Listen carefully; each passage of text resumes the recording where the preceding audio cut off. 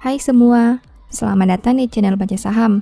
Pada video ini, kita akan bahas satu topik dengan judul Mencari mutiara terpendam dari 6 saham terburuk di tahun 2021. Untuk itu, simak video ini sampai habis ya, agar mendapat pemahaman yang utuh. Setelah sebelumnya kita bahas 7 saham yang mengalami kenaikan harga paling besar di tahun 2021, di video ini kita akan bahas kebalikannya. Mimin akan tampilkan 6 saham yang harganya turun signifikan di tahun 2021. Siapa tahu dari 6 saham ini ada yang menarik untuk dikoleksi. Semua saham yang dibahas punya penurunan harga di atas 40%. Di akhir video akan ada kesimpulan, jadi nonton sampai selesai ya.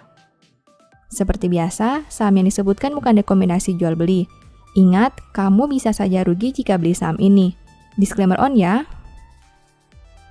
Saham pertama, Waskita Karya atau WSKT. Harga saham ini di awal tahun 2021 adalah 1.470. Saat video dibuat sudah turun menjadi 875. Artinya di tahun 2021 saham ini turun 40%.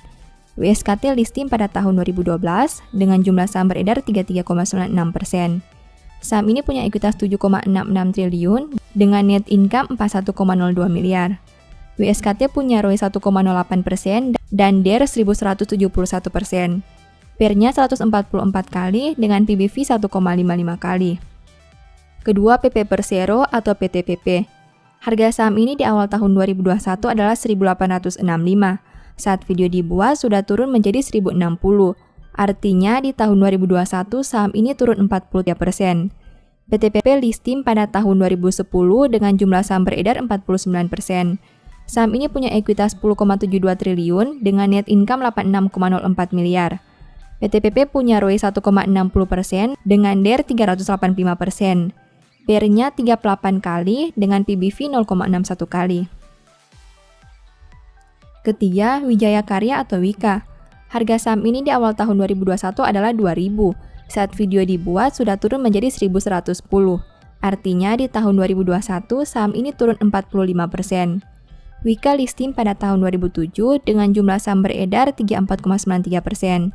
Saham ini punya ekuitas 13,77 triliun dengan net income 83,42 miliar. Wika punya ROE 1,22% dengan DER 332%. PER-nya 59 kali dengan PBV 0,72 kali. Keempat, Unilever Indonesia atau UNVR. Harga saham ini di awal tahun 2021 adalah 7.450. Saat video dibuat sudah turun menjadi 4.040. Artinya di tahun 2021 saham ini turun 46%. UNVR listing pada tahun 1982 dengan jumlah saham beredar 15,01%. Saham ini punya ekuitas 4,01 triliun dengan net income 3.050 miliar. UNVR punya ROE 151,78% dengan DER 405%.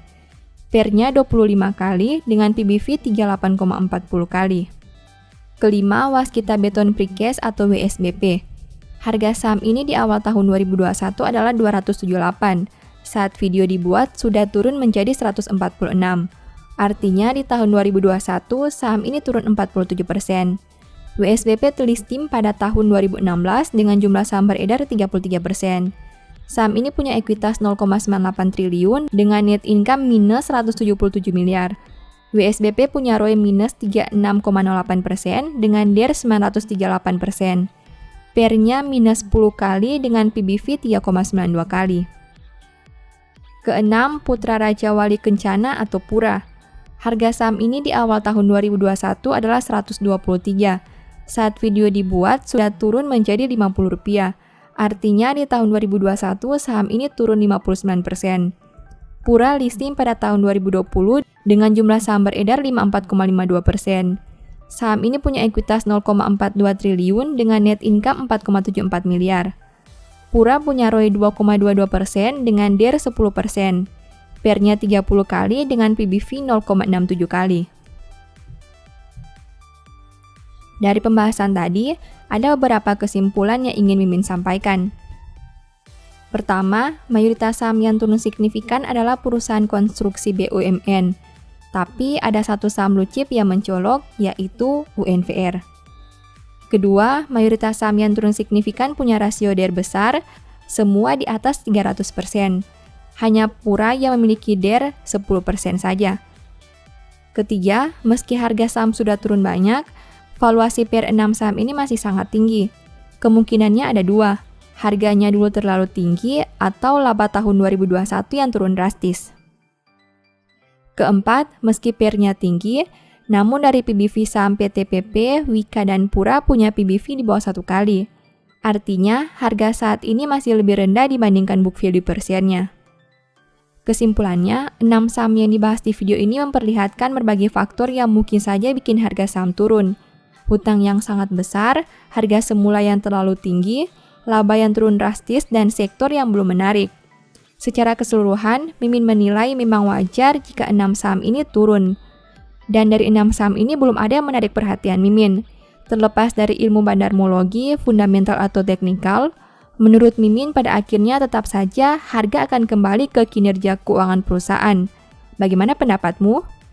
Demikian informasi pada video ini, semoga bisa memberi manfaat kepada kamu semua ya. Oh iya, saya mau menyampaikan bahwa sekarang Baca Saham punya 3 e-book tentang saham yang mungkin saja bisa berguna bagi kamu, yaitu Strategi Nabung Saham, Analysis Report, dan The Stock Market.